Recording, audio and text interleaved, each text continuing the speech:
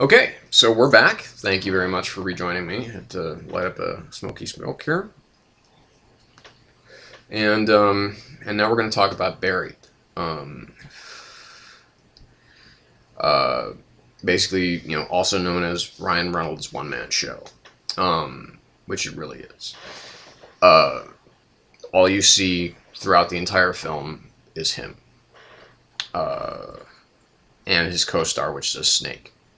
Um, uh, it's obviously designed to be disturbing. It's designed to be unsettling, and it works. Ryan Reynolds essentially doing a one-man show. This is a very, very difficult thing for an actor to pull off. To do, I'm on stage, or I'm in a film and I'm alone. What the hell do I do? How am I affected by what surrounds me? Now, I haven't seen Moon, which is also, kind of Sam Rockwell's one-man show. But I do hear that that's very good. So I can't really comment on that. So it's, but this is kind of different territory. Well, I mean, in retrospect, or in further analysis, I should say, rather than in retrospect, they are similar films because they both are kind of claustrophobic. But obviously this is much, the density of the claustrophobia is much, much more apparent. And the fact that it takes place essentially in real time, for the most part, obviously it does skip some time. There were a couple moments where I did have to literally take myself out of the film because I was getting so bothered by what I was seeing on screen, and kind of the emotions that I was feeling, and they say it's kind of a because essentially the plot of the film is, if you don't know, he's a civilian contractor working in Iraq. His convoy is ambushed. He's buried with a cell phone, a knife, his Zippo, a flashlight, a couple of the glow sticks, and he has to come up with $5 million ransom, or else he's going to stay down there. A lot of people talk about it as sociopolitical. I don't think it's sociopolitical. I think it's more socio than political, because there is a really horrifying sequence, and it's not horrifying in the way that's like, oh my god, what's going to happen? It's the whole corporate bullshit system, and that's the scene that actually stays with me the most, other than the finale, of course. If you've seen it, you know what I'm talking about. But there's a scene in which basically he's talking to the personnel director at his job, which is very appropriately voiced by Stephen Tobolowsky, who, if you know the name, you know the guy. He's been in, about every other film, it seems like. But,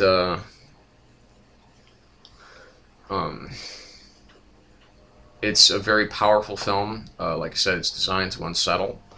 My wife is still recovering from it. And, Ryan Reynolds is really quite good in this film, because I've never doubted his ability to be funny. Because he's, in every film that I've seen him in, he is funny. And usually is, one of the only highlights of the films that he's actually in, as far as his comedies are concerned. But this gave us all a chance to see Ryan Reynolds as we really haven't seen him before, which is in a very serious role. There were a couple scenes where I'm like, that doesn't really ring true, but I understand. And visually, it's a very striking film, which is strange to say about, a film about a guy who's in a wooden coffin buried underground. But just, as far as certain things that went on, I found, certain things a little bit, I don't really I kind of don't buy that a person that's buried in a coffin would do that, type of thing.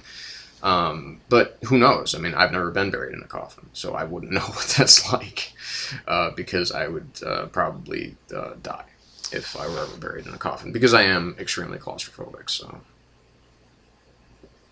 anyway, so buried, if you're in for a really, really intense and unsettling evening, Buried is the film for you. Like I said, it's very good. I doubt that I'll see it again anytime soon, but it is quite good, and I do recommend at least viewing it once. The name of the director, Rodrigo, I can never remember. Like I said, he brought a very interesting visual style to a film like this, because you'd have to, really, in order to make a film like this.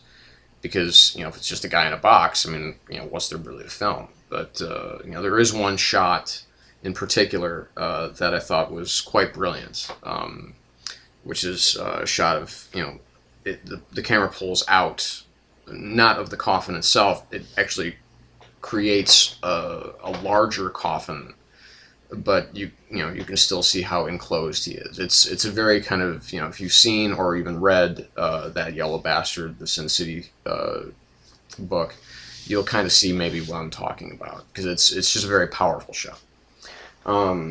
So on to Adrian Palicki as Wonder Woman. I don't care. I'm going to watch the show, at least to some extent. I'm not a huge fan of David Kelly or his work, really, so it doesn't really bring anything to the table for me, and I haven't seen any episodes of Friday Night Lights, to my, a little bit of shame there, because I hear that it's a really, really, really good show. A lot of people rave about it, so I don't know. But one of these days, I think maybe I'll get around to watching, like the first season or something like that, and see if it really is as good as people have been saying that it is. But so if you have watched Friday Night Lights, please tell me how it is. Don't hesitate to comment and say that, hey, it's really good, or hey, it's not so great, or it's just a piece of shit. Like I said, don't hesitate. As far as that's concerned, like I said, I mean, the direction that David Kelly seems to want to take in this TV show seems very out of touch with the character of Wonder Woman. That it kind of sounds like Batman Incorporated. Like, she's going to be running like a corporation of I don't know. It's weird. It just sounds weird, which is why I just I'm not too pro on the idea of bringing that version, that version of that kind of Wonder Woman onto the small screen. But hey, if it works, it works, and maybe it'll be a good time. Maybe it'll be a good show. Who knows? Only time will tell. We've got, a little bit less than 2 minutes to go, so I'm going to do some comics, on this one, and then we'll come back and we'll do the rest. We're going to start off, as far as comics are concerned, which I know you've been waiting for. So we're going to start with Batman number 707. See that there? The savagery of Sensei. As I've said before about this title, I think it's interesting.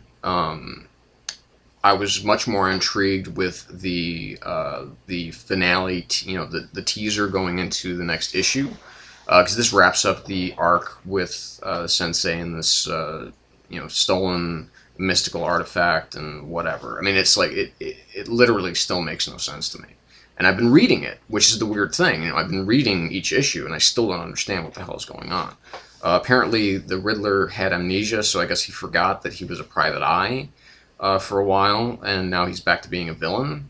I guess that's the explanation. I don't know. It's like I feel like I got a Wikipedia that.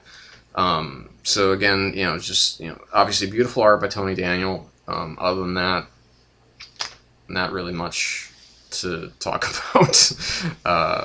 But since it's Batman, I do have to kind of pick it up, as long as it's not written by Grant Morrison. So we'll be right back with more comics from this week. Okay, so stay tuned.